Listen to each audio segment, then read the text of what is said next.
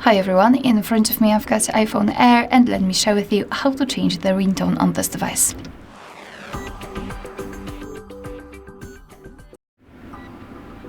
So let's begin with opening the settings, and here we have to scroll to find the Sounds and Haptics. Then let's scroll and find this ringtone section, and as you can see here we've got the pre-installed ringtones from which we can choose.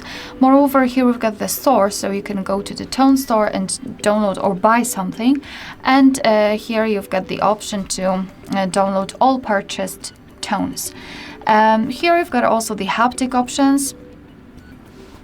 So you can create your own vibrations, you can set none, or you can pick something from those which are pre-installed. So here we've got the list, as I said, and if you wish to listen how the particular ringtone sounds, you have to simply tap on it. So just tap on it and then decide whether you like it or not.